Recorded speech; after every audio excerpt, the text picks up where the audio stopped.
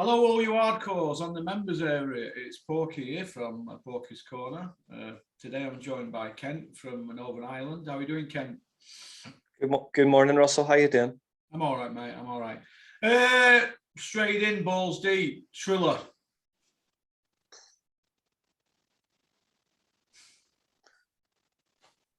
Well, we had one of the most renowned drug cheats in mixed martial arts on that show.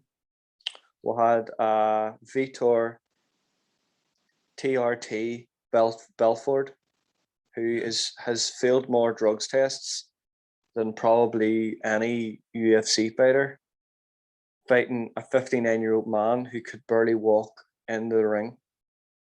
And honestly, I've never seen a card as absolutely dangerous. And the thing that we had David Haye and his move around with Joe Fournier. We had all these other stupid, but we had Anderson Silva knock out Tito Ortiz clean out. We had one proper boxing fight on the card, and they're calling the card boxing. This is boxing. This fight and this fight. They were not fights, Russell. That is not boxing. You can put a pair of gloves on anybody. Doesn't mean it's boxing. Yeah. I know. It was absolutely, we had the whole thing with the exhibitions. I don't know what to say. I just thought that Evander Holyfield could have been killed in the ring. Yeah. And it would have been an absolute disaster. He fought a guy who, this is the same guy who was drugged off his head on steroids for years in MMA, Vitor Belfort. Used to call him TRT. The TRT is testosterone replacement therapy, and he was getting that exempt for years. And you if you go online, you'll see the pictures pre USADA and the pictures post USADA, and you see a completely different person. So they say, Terry always says that, yeah, there is cards in boxing. He's one of them. Yeah. This is a guy that's been cheating for 20 years. So he has. This is the same guy that caused Michael Bisping, career threatening injury, life threatening his vision. He actually blinded Michael Bisping in one eye. That card was an absolute shambles. They're saying this is boxing. That is not boxing. And the boxing fraternity and media are settling for this. This is not boxing. It's not. Is it what it a De La Hoya card? That's who De La Hoya was meant to fight on Saturday night. No, was it a De La Hoya show? Sorry. It was Triller. Triller. So it went out to do a Golden Boy then? No, it was Triller. Do you think that's why De La Hoya pulled out when he sent stated card? I think he pulled out because he actually done his research on who he was going against. De La Hoya, was a welterweight. I like welterweight, and no matter how much, I send you and Richard a picture of him training, and he looked like he had been jacked up, to go into that fight, and he would have been smashed to pieces. Feltord would have been too big for him naturally, and could punch. Belfort can punch, and he's a southpaw. There's no way I think De La Hoya wanted anything to do. 1 minute he's in videoing himself in COVID, and then he's out 3 days later talking about a comeback again. So I don't think the legitimacy of COVID there was real. It's quite worrying, isn't it, Ken? You think? Yeah, well, It's acceptable now, Russell. You know, I know. things like that. You go back way back. You go back maybe 15, 20 years ago, and you remember that Mike Tyson wanted to do a world tour of boxing. But bless me, sorry, wanted to do a world tour of boxing exhibitions, and he done one, and it absolutely bombed. Nobody wanted to see it. Nobody cared about it. He done an exhibition against Corey T-Rex Saunders, who actually was blind in one eye, and they done like an exhibition, and the two of them had their t-shirts on. That was absolutely, nobody wanted to see it. It was slated in the media. It was slated in the press. Now we go back now and you look how these exhibitions are being treated. You know, it's acceptable by everyone, where it's absolutely not acceptable. Yeah, it's worrying, isn't it? Someone is going to get seriously hurt. You know, Evander Holyfield, you know, it wasn't even like a concussive punch. He get hit. He just seemed to have absolutely no balance whatsoever. When he was caught briefly with anything, he was straight over. And again, if that fight would have went any longer, he could have been seriously hurt. What about Davy Day against his friend Fournier? Awful. Absolutely awful. You know, I seen him in the warm-up before the fight and he looked terrible. Like, I'm thinking, you know, you're talking about, yeah, you're batter fast. No, you're not, David. You can't throw right hands at all. I thought his timing was off, and I thought the whole thing was absolutely embarrassing. And he knows fine rightly that he's never going to fight Tyson Fury. Never. He knows that. He's not stupid. David knows the business. Yeah. But the reason he did it was to take away from the fact that it was so bad. You know, that's the why he said that. It was nothing to do with that. He just did it to kind of brush over the tracks of looking so bad. Yeah. What do you think to the rest of the card? Crap. Absolute rubbish. Tito Ortiz against Anderson Silva. You know, Anderson Silva is another multiple-time drug cheat. You know, they all say he's the GOAT of MMA and he had all these middleweight defenses. Well, many failed tests as he had, you know, so I don't recognize that at all. Was it a boxing bout? No, it wasn't. He knocked out a guy who is well in his 40s, even in MMA. So no, I don't give that bout any legitimacy at all. It was crap, terrible. Yeah. And John Joe Carroll was on first in the card. Like, come on, he's the only proper boxer on that card. So I didn't even, to be honest with you, Russell, I didn't watch it. I didn't stay up. I didn't pay for it. I just watched the clips the next day on YouTube because I wouldn't pay for any crap like that there. To be honest, I don't want I don't want any part of it whatsoever. What did you think to the pundits and that, and all the YouTubers hanging out the back of them all? They're all scumbags.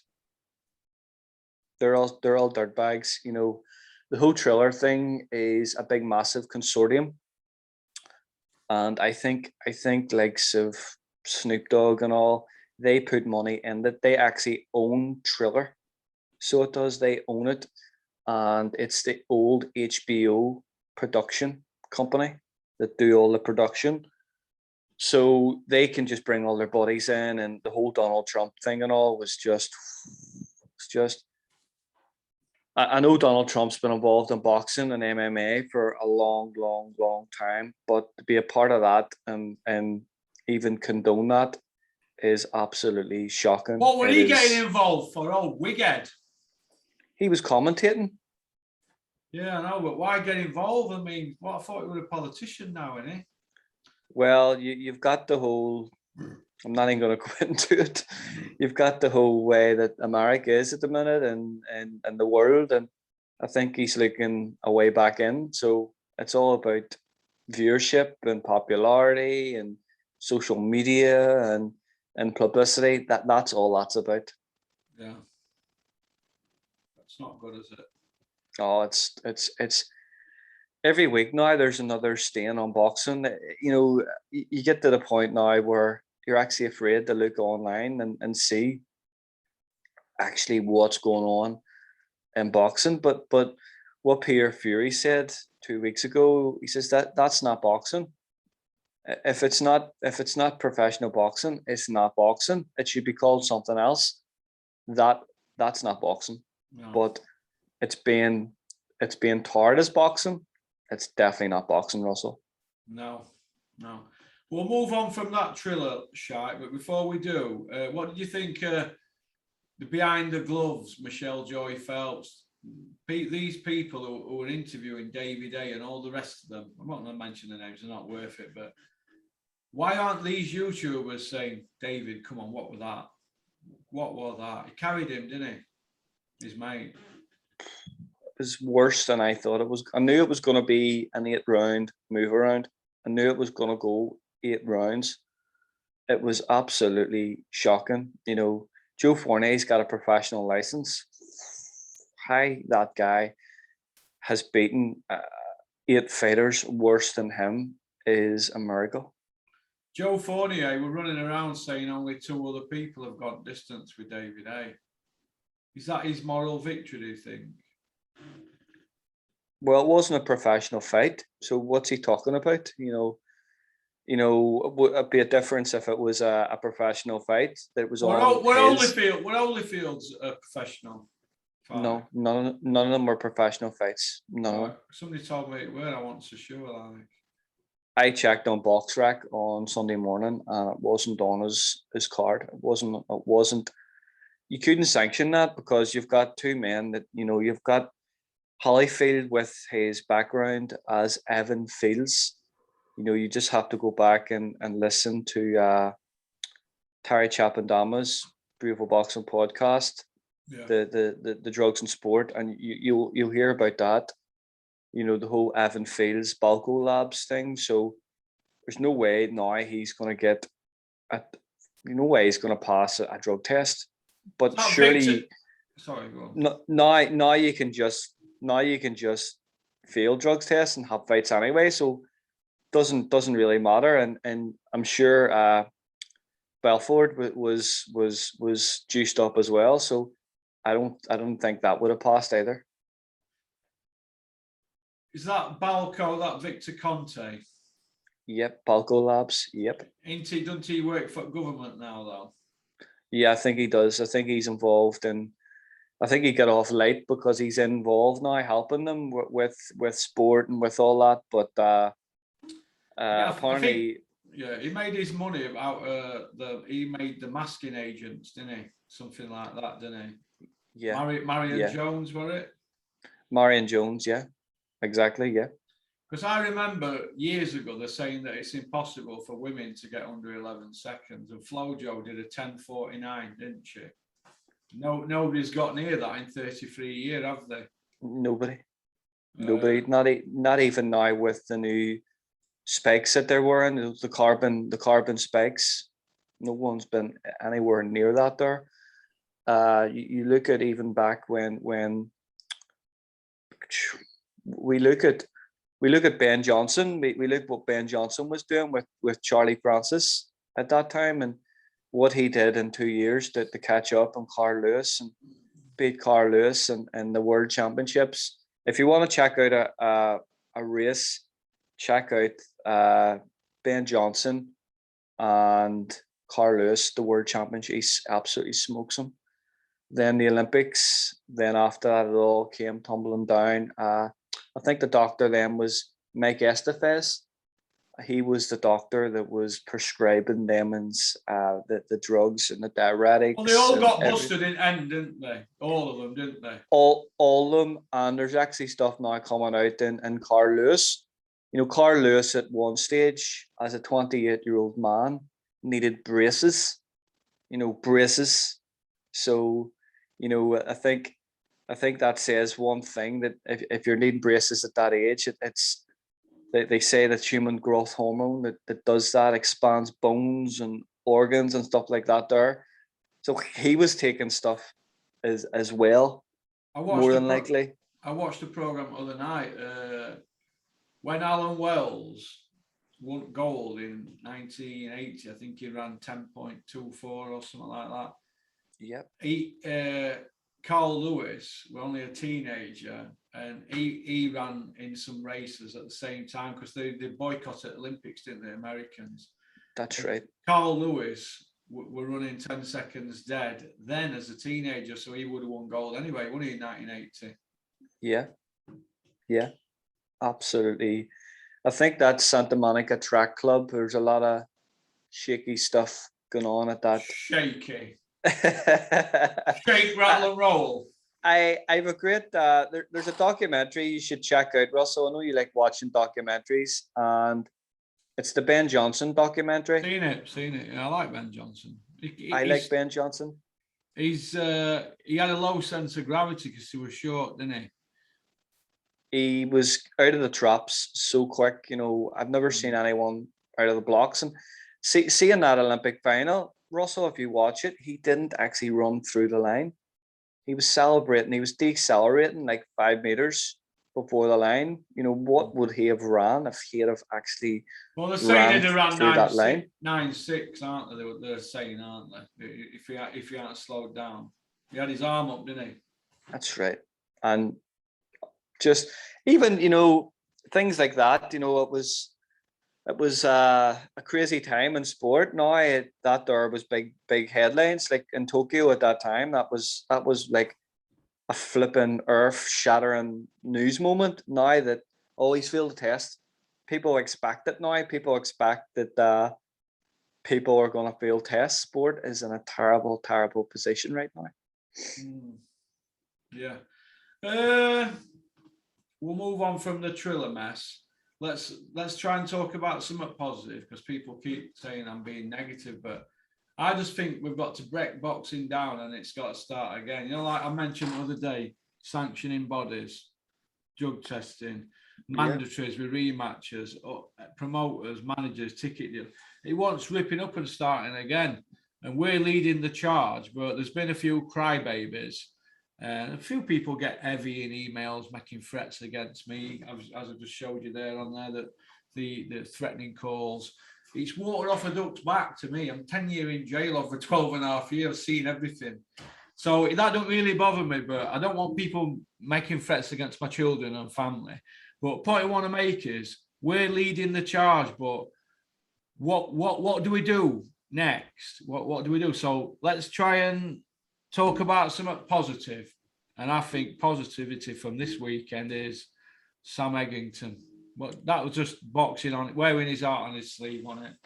So what we've got there, Russell, is that for me was boxing at its most pure, right? Yeah. So it was boxing back on terrestrial television. Yeah, free. That's free. That was the viewership. Okay, that was it.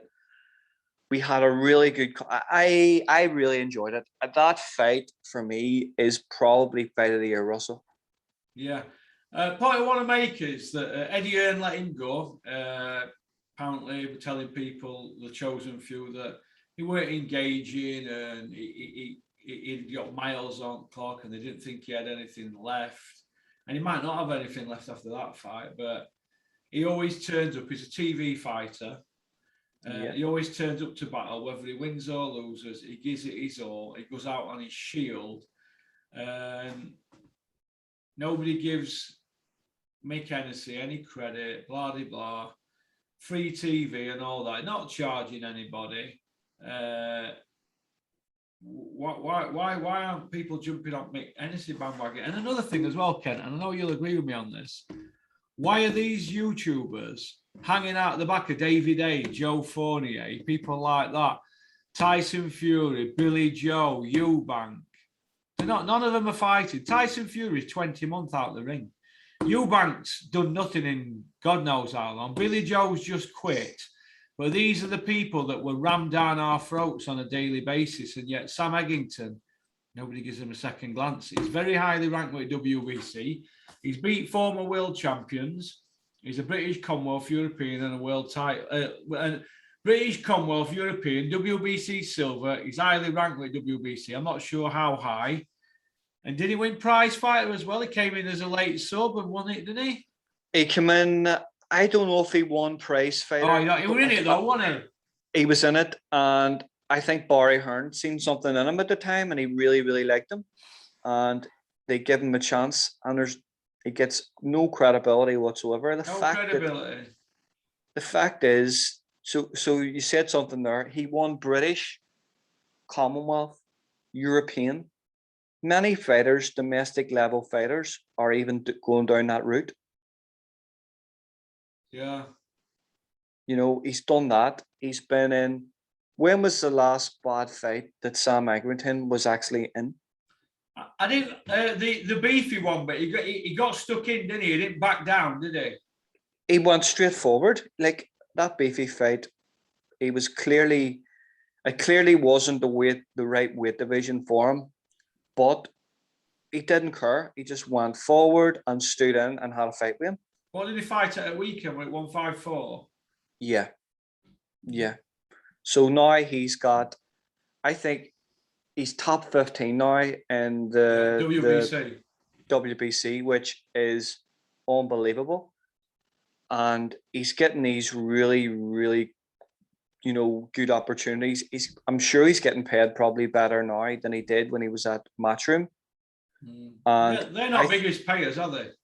No, definitely not. But it just goes to show you what Mick Hennessy can do. He took a gamble with Sam, and now they're getting really, really good fights. And as viewership, people will want to see Sam Eggerton again in a big fight. And hopefully now Channel 5 actually put up a good purse to bring someone over for a world title. It would be brilliant. And nobody deserves it more in British boxing than Mick and Sam Eggerton. I like what Mick does. He seems to recycle fighters, and I don't mean that in a he does, in a bad way. I'm not knocking fighters, but he seems to get recycled fighters, recycle them, and get them in good positions again and build them. Like we've spoke about this numerous times, matchmaking and the matchmaking and all the companies, the boxing companies, isn't good. They don't seem to know how to build the fighter now. Mick Hennessy knows how to build a fighter. Like first thing he done was he got Sam a fight. Last fight he beat a former world champion. Now he got that undefeated Frenchman. So they're good fights. They're fights that maybe they're 55 to 45. They're still really, really good fights for people that want to watch boxing. And it means they're going to tune in again. And I think Mick deserves a lot of credit for that. He finds fighters as well. He signed the young Irish kid, who I think is really, really good. Now, it's not like I've seen some videos on the channel and people say, oh, he's a new kid in the block and it's not. He's not the new kid in the block. Who's this? What are we on about here? McKenna. McKenna, yeah. He's not a new kid in the block. He was a good amateur, wasn't he? He was elite Irish elite champion. He was a junior Commonwealth Games gold medalist. So he was a junior Commonwealth champion. His dad took him and his brother to America. They just went around sleeping in a car, sparring around gyms. He is the real deal. He's a really, really good fighter. I think he's maybe, he gets caught a wee bit lot coming forward. He's like a volume puncher. I don't think he's quite a one-punch puncher. I think when you're a volume puncher, you're either a volume puncher or a puncher. I think he's really exciting for television, and I think that's another great find from Mick Hennessy. Absolutely genius from him. I do. I'm a big Mick Hennessy fan. I've known him years. I've been out with him a few times for meals and that. We stayed in an hotel in Bulgaria. There were me, Dennis, Mick Hennessy, and Don Majeski. Have you heard of him? Yeah. He worked for Don King, didn't he, from beginning of Don King's career in 71 when he put that charity thing on with Ali. He worked with him from then. He did Rumble in Jungle, Thrillerman. They worked for him for 20 years, I think, Don King. We all went out in this restaurant and Mick picked the tab up and he don't even drink, Mick. He's got a big appetite, but he don't drink alcohol. Me and Dennis were there, pissed up. But we obviously didn't have as big an appetite as Don and Mick, but Mick's a fantastic bloke. He's proper boxing. We spoke about loads of things. Obviously, he don't get on with Cobra at the moment. They've gone their separate ways, haven't they? So that was a bit awkward. But he was telling me the story about where he took Carl Froch to Los Angeles for 6 weeks, and he sparred. I want it 3 weeks. Might have been 3 weeks. He sparred Howard Eastman, and he was coming through at the time, Carl, and to get that fight, Mick Hennessy had to take the WBC to court, to get that fight. Because, anyway, Howard Eastman technically was a world champion then, but he didn't have the belt, did he? He'd be a world champion now, wouldn't he, Eastman? Russell, Hart Eastman is probably one of my favorite fighters of all time. Yeah, well, he fought Hopkins, and but Froch sparred Eastman, fought Camp. And things like that bring you on. Mixon wanted to spar him.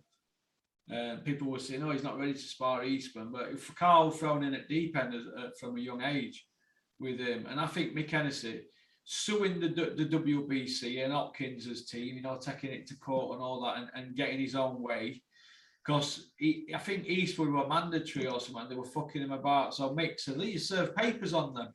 He did it with Calzaghe and Warren with WBC. He served papers, and Calzaghe vacated. Dylan White's not served papers, has he? No. He's been talking a good game, but he's not done it. Mick Hennessy, he's all for the fighters, and he's probably one of the best boxing men out there. Yeah, he don't keep his guys when he gets them there because he's not commercially minded. He's boxing.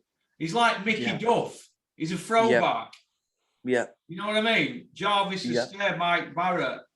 You know, Harry Levine. He's one of them. They're not bothered about this Eddie Hearn era where they want to get you in OK Magazine, Hello Magazine, and meet and greets and all that. Mick, if you want to do that, Mick's wrong guy to go with. He's boxing.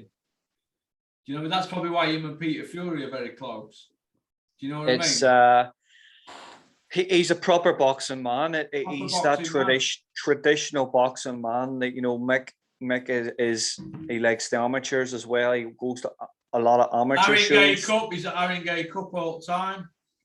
ABAs. He's always there. Actually, one of my mates boxed at the Harrogate Cup one year and actually spoke to Mick Hennessy at it. So he did, and he was looking at a couple of the lads. Oh, the Haringey Cup. Yes, and he was over at it, and he was boxing at it. He was boxing for Monkstown at the time, and they were over at it, and they were messing him around or something like with times and what time the fights and that there and all, and it was. But he seen Mick Hennessy, and he went over and he had a chat with Mick, and Mick was really all he wanted to talk about was boxing, but. You look at it, right? So you look at Card's career, he was matched so well, proper matched at the right time. Well, look at it like this, right? Carl Froch won Commonwealth. I think he had about 8 Commonwealth fights. And he won British outright. And then they were ready for European. Sanavea won't fight him. So Mick said, well, we'll get Brian McGee, who went on to win the WBA. Robin Reed, former WBC, IBO. Yep. He beat them, he knocked both of them out. And they said, right, well, we'll go for Calzaghe now, we're mandatory. They took it to the 270th day, Warren and Calzaghe, vacated on the last day when Mick was taking them to court or whatever he were doing, legal papers issued. So it was Froch number 1, Pascal number 2. Pascal went on to beat Diacono and Dawson, who were undefeated and pound for pound. Froch had already beat Pascal. Pascal were an Olympian as well. So that's a great win for Froch. Our ringside sat behind John Fury, big John Fury. But, and it was on TV as well. ITV. It was on ITV as well, and was absolutely a brilliant. I remember watching it. Six And it million people watched it. Barney Wigan were pundit. It was one of the fights of the year. It was at one stage, you couldn't have separated the two of the fighters at all. It was just such a brilliant fight. And I want to go back to Hart Eastman here because I just love talking about Hart Eastman. So yeah, go on. Hart Eastman knocked out Steve Collins in sparring. Never, I didn't know that. Well, he knocked him out in sparring. So when two seconds. Kevin, I'm just filming. Let me call you back, yeah? See you when you get here then. Yeah, go on. So Collins was meant to fight Calzaghe. So he was for the Calzaghe was meant to fight him for the WBO title. And basically he was sparring. This is what they say. This is what I've read a lot of times in magazines and all sorts. So they were sparring and Hart Eastman knocked him clean out in sparring. And from that, Collins was like, okay, then well, obviously it's not there anymore, and pulled out of the fight, and that was him. Never come back. He never came back because once you're going to fight Calzaghe or something at one point, or there were talks about that, weren't there? That's who he was in camp for. It was Calzaghe. Calzaghe was the WBO mandatory, so he was. So Eubank basically took the last dregs out of Collins, didn't he? Yes. Well, he had those fights. He got a lot of domestic world title fights, as Terry would call them. He had the Cornelius Carr fight. He had Neville Brown fight. Neville Brown. Yeah. He had the two fiascos against Nigel Benn. He had that. And he had another couple of defenses, but they were all kind of British world title fights. I wouldn't class them as international. There were world title fights, but I wouldn't class them as, they were British level world title fights. So Calzaghe would have been another one of them. At the time, Calzaghe was with Mickey Duff. Calzaghe didn't actually turn pro with Frank Warren. He was with Mickey Duff. And I think they were trying to bring in, I think at the time, Collins was with Frank Warren at the time. So that's what the connection was there. Eastman was just my favorite fighter at one stage. Technically, he was a really serious technician. He was British, Commonwealth, European. He fought, I think it was William Joppy. That was when WBA. That was when Hopkins was the undisputed champion, and they made him the regular. And I thought he beat William Joppy. I thought he started a bit slow, but he dropped him in the 12th round with a big uppercut. And unbelievable fighter. He was so good.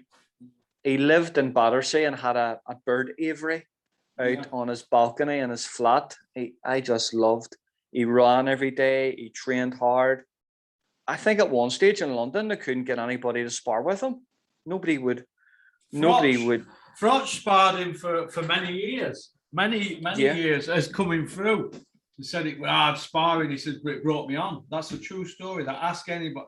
Ask Carl Froch on Twitter about his sparring with Howard Eastman. And don't forget, they were the same weight sparring, but Howard were a middle, but he carried a bit more on him. And Froch, he walked around 12 stone too, Froch. So they were the same weight sparring, and it brought Carl on no end. He was brilliant, and he had a brother that fought as well. Gilbert fought as well. Gilbert Eastman, and Gilbert fought for McHenessy as well. That was a great time, and that was a great time on BBC. Those fights were absolutely brilliant times. But it's great the way Mick engineers himself into these positions to get TV slots, gets fighters rankings. Like he's got Isaac Chamberlain ranked in the Bridgerweight division in the top. I think Isaac's now top 15. Okay. in the Bridgerweight rankings, which he's engineering something there again. Mick delivers, mate. He's boxing. If you snap Phil Thompson in half, it says Liverpool. If you snap Mick in half, it says boxing. You know what I think we should call this show, Russell? Mick is boxing. Mick Hennessy is boxing. Yep, and send it to him. I've been at a couple of his shows. I remember he promoted Tyson in Belfast. They brought Tyson over. They kind of Mick's seen a bit of a gap in the market here because no one was coming over here at the time. And Mick come up, and what Tyson actually did was, I'll never forget this. They came to our club, and they were in, like, I think it was a big Mercedes Sprinter. Am I right? Oh, The Tyson taxi. Fury. Yep. And they pulled up, and the buzzer went, and I think one of the kids ran out and looked up. It was Tyson Fury. And Tyson Fury says, "Look, can I come in?" And he came into the hallway, and he spoke to one of our coaches, says, "Look, can I train here tonight? And I've got the belts and the motor. You know, if I can train here tonight, I'll stay behind and I'll take photos and do stuff." And I think Peter was there. I think I'll speak to you after this, and you can ask Peter about it. Yeah. And they took photos, and he done that around a couple of gyms that week, and I think they sold a few tickets. So they were building up that fan base in Belfast for a while. I think for that fight, it was a Nikolai Vuerta fight, the big lumberjack that wobbled Tyson. I think that was probably one of his first fights with Peter. Then they come over and they fought a couple or fights over here. It was like a WBC eliminator against Calvin Johnson.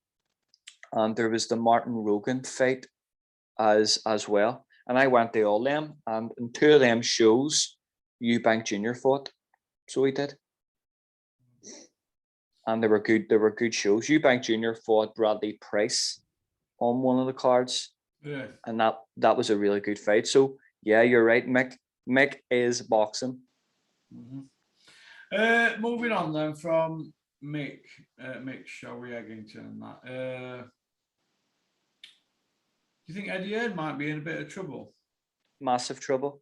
Massive. So people leaving him. Massive trouble. Massive. So I'm going to go back here. So Crawford and Porter has been made and signed. Doesn't need to go to purse bids. Crawford, the prerequisite to that is Crawford gets his 4 million minimum. He's on 4 million minimum. Porter will probably get 1.1, 1.2. Eddie said last week, "I'm going to bid in this fight and I'm going to win the purse bids of this. I'm going to go for the purse bids." So there's Eddie again, talking and not delivering. So why would you tell your competitors and warn off your competitors that you're going to bid in that fight and give them time to agree it between them so you don't get a sniff of the pot? He's making a lot of really, really rookie errors. Keleno's away to PBC probably for 2 fights. Anthony Joshua's going to leave him. So he is. Because, you know, Dale Boy signed yesterday with 258. He signed. He's going to go with AJ and they're going to stay in Sky. Yeah. Where does that leave Eddie Hearn? Josh Kelly's left him. Josh Kelly's left him. Where does that leave Eddie Hearn? Where's he going to go? Well, do you know what's happening? All these Eddie Hearn loyalists, they're all looking at this DAZN thing and thinking, ooh, we might need to hitch our ride up with Sky and AJ because this doesn't look too promising.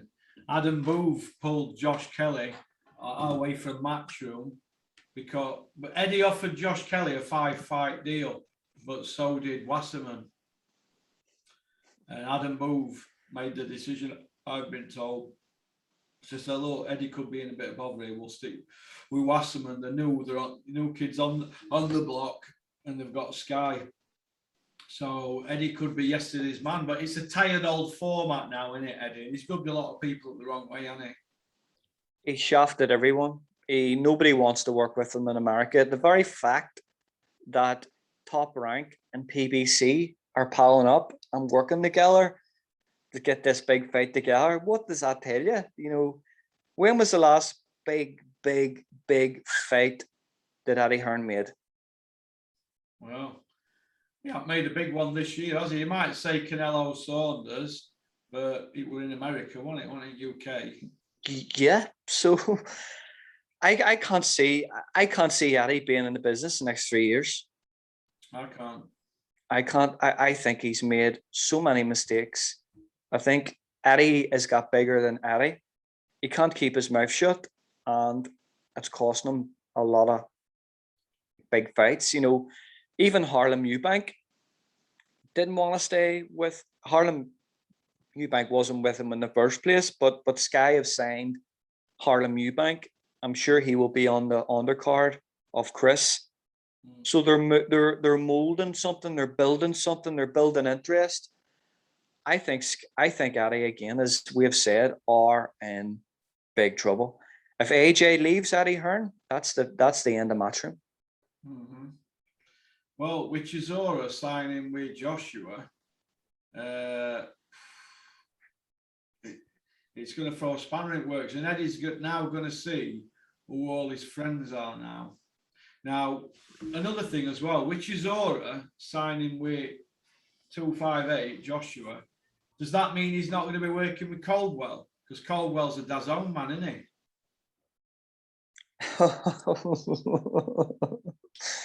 Well, he is, isn't he? All Caldwell's lot have signed long-term deals with DAZN, haven't they?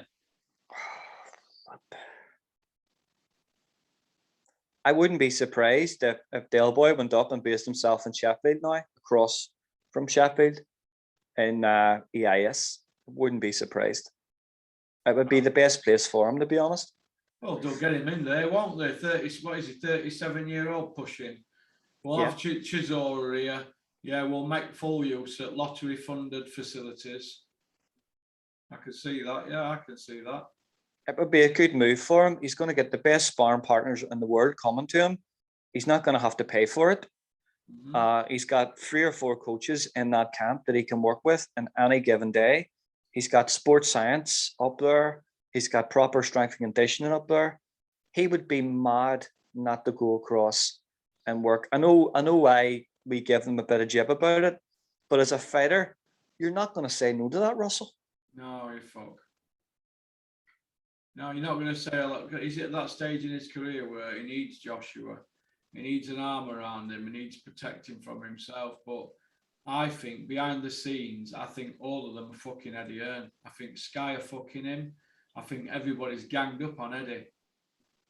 Well, he's brought it on himself. You know, he's what he said in the media. I'm going to destroy the American pay-per-view market. Look how that worked out. And look what high things have happened in the UK. So nobody wants to work with him. Nobody, you know, the amount of crap that comes out of his mouth, he can't get fights made. Well, look at the pundits that he's put on at DAZN. They're all his mates. He's promised people work and not give them it. Carl Frochter's doing Hughie Fury's show in Newcastle. Groves and Davey Day are doing Joshua versus Usyk. I don't think Carl's on that because him and Joshua are not mates, are they? But Carl's doing the Hughie show and Groves and A are doing Usyk, Joshua. I don't know where Eddie goes from here now. I think he's rubbed everybody up the wrong way. Everybody's seen through his bullshit. We all know about his little clique, IFL, and all that little clique around him. That nobody's asking right questions. If you put questions to Eddie Hearn, proper questions, he gets a bit nasty with them and bitter, and you don't get access again. But now he's quite vulnerable with DAZN. He's got to work the room and do as many interviews as he can. His job basically is talking up fights on camera. That's his job now. Everybody else does it all for him. Yeah, you know, you look at the brand. There's one fight scheduled, UK fight scheduled here in DAZN, and that is the Fowler and Smith fight. Look what Sky are going to. Yeah, Sky are busy. I'm looking Sky- at it. Go on. Sorry, Russell. No, I'm saying I'm looking at it from outset that they could be in a lot of trouble. That's own here, Kent. You know. It's massive trouble. And I hope DAZN go bust and Eddie Hearn fucks off out of boxing. That's what I hope. They're in big trouble. Look at the amount of mistakes that they have made. Eddie's made the last 6 months. So Greed. they are in they're in big trouble. Big trouble. Even Joseph Parker now is talking about going over the Bricktop and fighting Joe Joyce. You're joking me. Yeah, Because they can't get a date. They can't get DAZN dates, can they? Did you see Steffi Bull tweeting? He went and took a picture of Maxi Hughes with his belt and one of him with his hard hat on and his high vis, you know, Monday morning at work. Yeah. And put that on social media saying, Eddie, when's my next fights and all that? Well, that was Steffi, who did that, Steffi Bull. And he's got Terry Harper tied to DAZN. That's because they're all fucking desperate now, aren't they? Desperate. Because they're thinking, hang on a minute, DAZN might not be DAZN anymore. Absolutely. You know, it's a platform that doesn't pay as much. You're not going to get as much fights. Where Sky, you could fight maybe frequently as 3 and 4 times a year. With that model, you get paid. So they're on. It's like, as you say, it's like the Titanic, isn't it? It's like the sinking Titanic. Everybody's looking to jump on a lifeboat, isn't it? Does Eddie give a fuck though? He's got an end game. He's an end game, and his end game is if Joshua goes, what's the point in being around boxing? I might as well get out. I've made my money. I've achieved my goal. I'll go and do something else. He won't give 2 fucks about boxing fans. He'll just go like that. Bye. I've got millions. Fuck off. Well, Matchroom music. Hey? Matchroom music. That'll be the next thing. Yeah, Matchroom music. Yeah, that's what it'll be. And that's a captive audience. It's like paying a tenner to go watch a comedian. You're pissed at when you get there, and whatever he says, you're going to laugh anyway because you paid to hear him. You paid to hear him because you like him. It's not like he's going up against another comedian, like a boxer's going up against another boxer. Captive audience. It's like me. We're nearly 10,000 subscribers. Average is about 10,000 every video for a month when you add it up at end of month. Captive audience. Now, Eddie Hearns, I'll have a captive audience of music, but with boxing, he ain't, because he's messing about with boxing, not delivering, and fans are like, what the fuck's this shit, Eddie? And he's bluffing the fans. Yeah, listen, mate, we've had him over 10 years now, and we've got sick of him. We're sick of his bullshit. We're sick of his comb over, and he needs to fuck off out of the sport. I want to see him still queuing at food banks. Now, that'd be great, that, wouldn't it? I can't see that. I know, yeah, but it'd be nice, wouldn't it? We can dream, can't we? We can dream. Okie dokie then, Ken. Well, we've had a good blast.